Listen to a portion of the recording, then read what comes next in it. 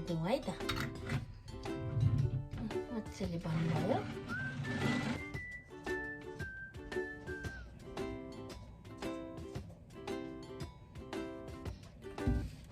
Hello hi नमस्ते, स्वागत छ हाम्रो पूर्वेली किचन युट्युब च्यानलमा। आज म आएको छु तपाईहरुको माझमा मुलाको अचारको रेसिपी लिएर।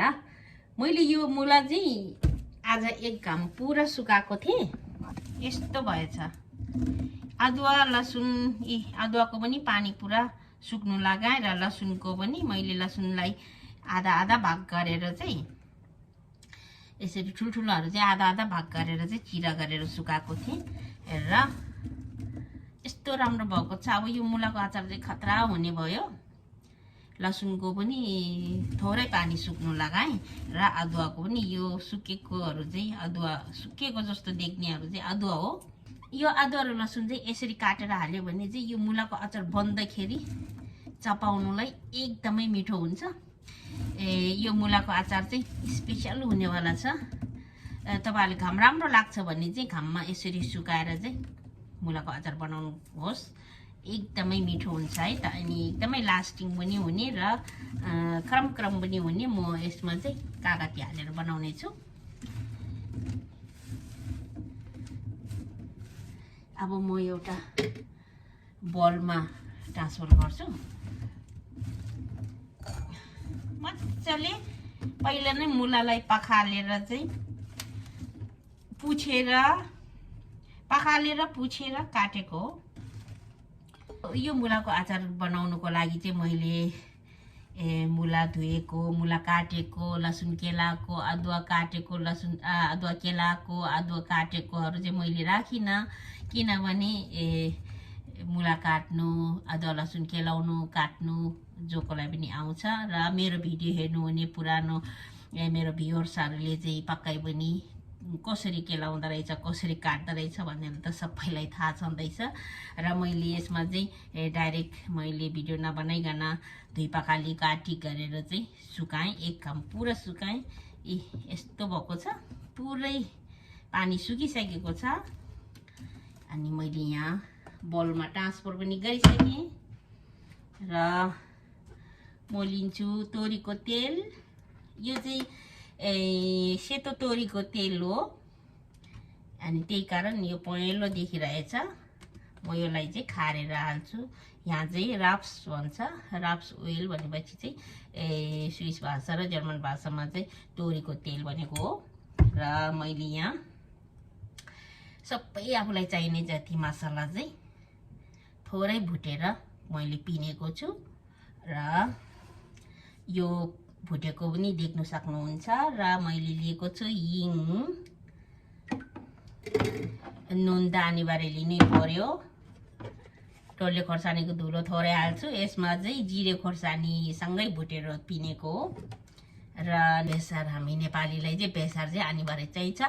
र बेसार चाहिँ कलरको लागि पनि र औषधिको लागि पनि, खानाको टेस्टको लागि पनि बेसार अनिवार्य युज गर्छ र म पनि गर्छु। र जुनै खानामा पनि बेसार हुनै पर्छ र बेसार खानु पनि राम्रो हो। अनि बेसार, अनि मैले लिएको छु दुईटा बोतल लिएको छु सिसाको। अनि अब बनाउन सुरु गरौँ है त। अब चाहिँ हामीले सबै राख्ने कुरा अदुवा लसुन त हामीले हालिसकेको छौँ। हामीलाई चाहिने सामग्रीहरू चाहिँ मैले यहाँ राखेको छु। बोतलदेखि लिएर सबै यहाँ राखेको छु र मुला यहाँ छँदैछ। आज हाम्रो यो मुलाको अचारमा हाल्नुपर्ने सामग्रीहरू त सबै तपाईहरुले देखिसक्नु भएको छ। र अनि म चाहिँ अब यो मुलाको अचार चाहिँ बनाउनु सुरु गर्छु, किनभने मुलाको अचार चाहिँ सालमा एकचोटि त बनाइहाल्छ। किनभने मुलाको अचार चाहिँ मलाई चाहिँ बनाइरहनु पर्छ, किनभने अचार बिना, चटनी बिना खाना चाहिँ अलि अधुरो नै हुन्छ। त्यही कारण चाहिँ म फेरि मुलाको अचार बनाउँदैछु। मुलाको अचार चाहिँ भर्खर सकेको थियो अस्ति, त्यही कारण अनि मैले चटनीहरू बनाएर खाएँ है। कहिले टमाटरको चटनी, मुलाको अचार नभएपछि कहिले टमाटरको चटनी, कहिले पुदिनाको चटनी, अनि मुलाको अचारहरू नहुँदाखेरि चाहिँ काँचो आँप भन्नाले अलिकता कर्मेटे आँप किनेर चाहिँ मैले चटनी बनाएको थिएँ। मैले त्यो पनि भिडियोमा ल्याएको छुइनँ, म त्यो पनि भिडियोमा ल्याउँछु। र मैले चाहिँ त्यसमा कागती एड गरेर चाहिँ अमिलो बनाएर चाहिँ अनि म्याङ्गोको चटनी बनाएको थिएँ। तर त्यो चाहिँ मैले भिडियोमा ल्याएको छुइनँ, त्यसको रेसिपी पनि आउनेवाला छ है त। अनि आज अब यो मुलाको अचार चाहिँ मेरो मुलाको मिक्स मुलाको अचार चाहिँ सकिएको थियो। अनि आज चाहिँ म यो मुलाको अचार फेरि बनाउँदैछु। यो चाहिँ एकदमै राम्रो काम, एकदम राम्रो लागेको छ, एकदमै चटक्क घाम लागेर आज दिनभरिमा चाहिँ यस्तो भएको छ। मुला चाहिँ मजाले देख्नु सक्नुहुन्छ, मजाले यसरी गलक गुलुक भएको छ। अब यो चाहिँ फेरि तेल अमिलो नुन खोर्सानी हालेपछि यो चाहिँ एकदम क्रिस्पी हुन्छ। अनि अब चाहिँ बनाउन सुरु गरौँ है त। फर्स्टमा त हामीले सानो तावा एउटा लिने, तेललाई गरम गर्ने।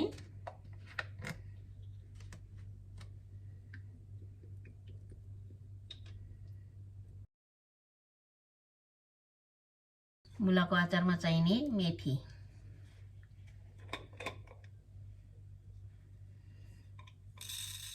यसले चाहिँ फर्स्टमै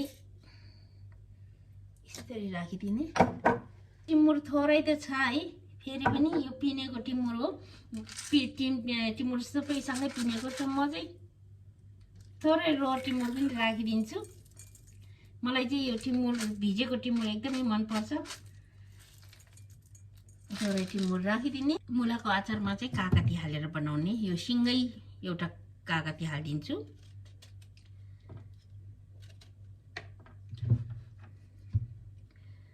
यसलाई चाहिँ यसरी भाग गरेर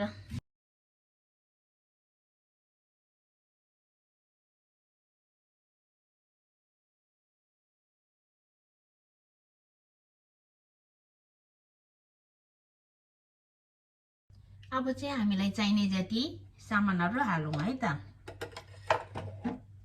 फर्स्टमा त यो मसलालाई हालिदिउँ, पिनेको मसलालाई। अनि डल्ले खोर्सानीको धुलोलाई, बेसारलाई माथिबाट हालिदिउँ। नुन चाहिँ अर्को हालेर हाल्ने। अनि यो मेथीलाई चाहिँ पड्काइदिउँ है। अब ग्यासलाई अफ गरिदिएँ मैले। यो मेथी चाहिँ कालो नभएसम्म यसरी तेल, तातो तेलमा राखिराख्ने। तेल थोरै बसेको छ, अब हिङलाई हालिदिने। हिङलाई मजाले पाक्नु दिने तातो तेलमा। तिनजेलसम्मलाई चाहिँ हामीले यो कागतीलाई चाहिँ निचार्दै हाल्ने र यसको बोक्रो त्यतिकै छोडिदिने।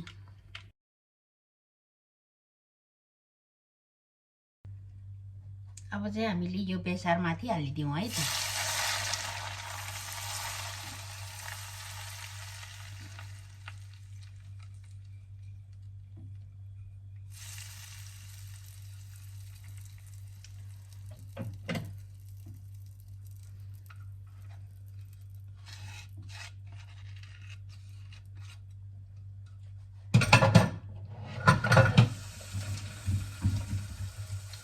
मोल्ने मजाले।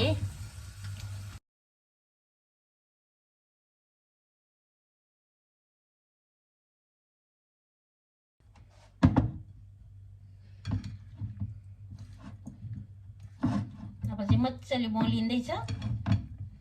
कलर एकदमै मिठो कलरको आएको छ, हेर्नुहोस् त। एकदमै मिठो कलरको भएको छ। बेसार मसला एकदमै ठिक्कको भएको छ। तेल पनि ठिक्कको। मैले यसमा चाहिँ तेल अलिक धेरै नै हालेको छु, किनभने मुला धेरै सुकेको छ नि त, त्यही कारण मैले तेल अलिक धेरै हालेँ र एकदमै क्रिमी भएको छ, हेर्नुहोस् त। अब यो अचार चाहिँ बन्दाखेरि एकदमै मिठो हुन्छ। म एउटा नुन पनि चाख्छु।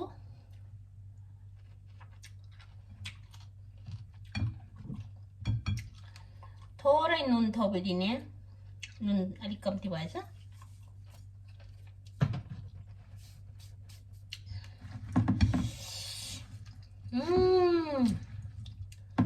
एकदमै टक्का भएको छ, टक्काको भएको छ।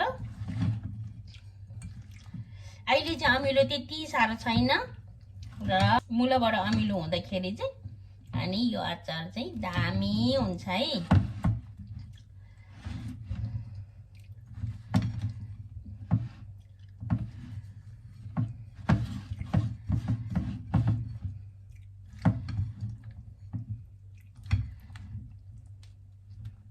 यो चर्को घाममा मुला सुकाएर अचार बनाउँदाखेरि चाहिँ एकदमै रमाइलो लाग्छ। हामी नेपालीहरूलाई चाहिँ यो मुलाको अचार बनाउनु चाहिँ एकदमै इजी हो र खानु पनि एकदमै मिठो।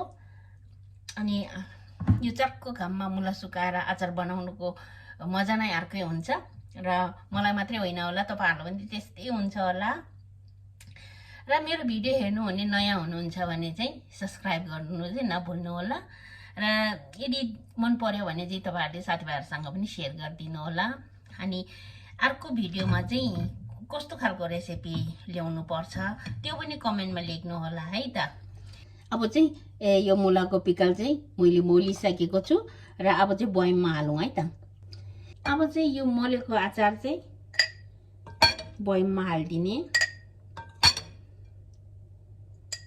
हाम्रोतिर चाहिँ अचार भनिँदैन यसलाई, मेरो माइती गाउँमा चाहिँ यसलाई चाहिँ खल्पी भनिन्छ है, मुलाको खल्पी भनिन्छ।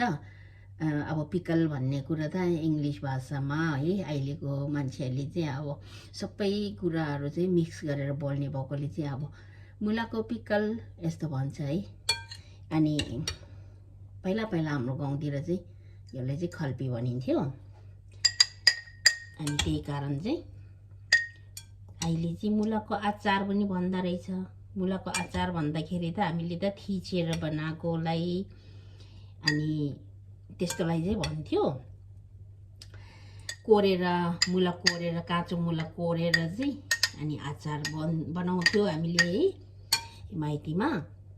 अनि अब अहिले त मुलाको अचार भन्दो रहेछ है। खासमा चाहिँ मुलाको खल्पी, काँक्राको खल्पी यस्तो यस्तोहरू भनिन्थ्यो। अब अहिलेको भाषा है सबै मिक्स भइसक्यो। अनि राम्रो हो सबै भाषा जानेको पनि, तर प्योर नेपाली नै बोल्नु पर्यो भने चाहिँ यसलाई चाहिँ खल्पी भनिन्छ। खाँदेर बनाएकोले चाहिँ खल्पी भनेको होला। मैले चाहिँ यस्तै सो यो भए मैले चाहिँ त्यही अनुमान लगाएको छु। एनीवे अब मुलाको अचार पनि रेडी भइसकेको छ। मैले मजाले खाँदेर राखेँ। ल एउटा भर्यो।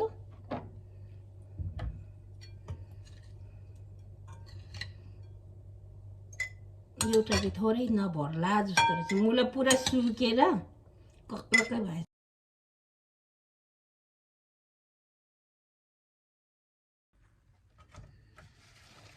यो मुलाको अचार भर्दैन होला जस्तो लागेको, ठ्याक्कै नापेको जस्तै भएछ हेर्नुहोस् त। र अब यसलाई चाहिँ मजाले मुख पुछेर मजाले खाँदेर ठ्याक्क दुईटा भयो। दुईटा बोतल, एउटा अलिकति ठुलो छ एउटा अलिक सानो छ, तर पनि नापेको जस्तै 1 किलो ठ्याक्कै। किनभने यो चाहिँ नसुकेको भए आट्दैन थियो, मजाले सुकेको छ नि त मुला, त्यही कारण मजाले आट्यो। खाँदेको दुईटैमा मजाले खाँदेको छु र मजाले आट्यो पनि ठ्याक्कै भयो। धेरै थोरै केही पनि भएन, एकदमै ठिक्कको भएको छ। ल अब यसलाई चाहिँ बन्द गरिदिउँ है त। मजाले बन्द भयो, कतिको राम्रो देख्नु हुँदैछ। अब मुलाको अचार चाहिँ रेडी भयो। रेडी मुलाको अचार रेडी भन्नाले चाहिँ यो खाने बेला रेडी चाहिँ होइन, तर मैले मोलेर राखेर सबै रेडी गरिसकेको छु। अब घाममा सेकाउने। अनि अहिले चाहिँ अब घाम एकदमै चर्को लाग्छ यहाँ। अनि यो अब 10-15 दिनमा त खानु मिलिहाल्छ है। अनि त्यो खाएको बेला पनि अब तपाईँहरूलाई चाहिँ भातसँग खाएको चाहिँ पनि तपाईँहरूलाई देखाउँछु है। देखाइ खानेवाला छु। अनि यदि मेरो भिडियोलाई चाहिँ राम्रो लाग्यो भने चाहिँ लाइक शेयर कमेन्ट सब्सक्राइब गर्नु चाहिँ नभुल्नु होला। यदि मेरो भिडियो हेर्नुहुने नयाँ हुनुहुन्छ भने पनि सब्सक्राइब गरिदिनु होला। र जुन चाहिँ मेरो भिडियो हेरेर चाहिँ मुलाको अचारहरू कुनै रेसिपीहरू चाहिँ मन पर्यो भने चाहिँ बनाएर मलाई पनि सेयर गर्नुहोला। यस्तो भयो भनेर चाहिँ सेयर गर्नुहोला र म एकदमै खुसी हुनेवाला छु। र म त्यसकै प्रतीक्षामा बसेको छु। तपाईँहरूको कमेन्टको प्रतीक्षामा बसेको छु। यो मुलाको अचारको रेसिपी कस्तो लाग्यो र अनि यस्तै खालको मुलाको अचारको रेसिपी पनि बनाएर तपाईँहरू पनि लिनुहोला, खानुहोला र लिनुहोला भनेपछि फेरि कहाँ लिनु जाने होला भनेर सोच्नुहुन्छ होला। यस्तै खालको मुलाको अचार बनाएर तपाईँहरू पनि खानुहोला र स्वस्थ हुनुहोला, व्यस्त हुनुहोला र एक्टिभ हुनुहोला। अनि आजको लागि बिदा लिन चाहन्छु। अर्को हप्ता फेरि भेटौँला। By by. नयाँ रेसिपीसँग फेरि आउने नै छु।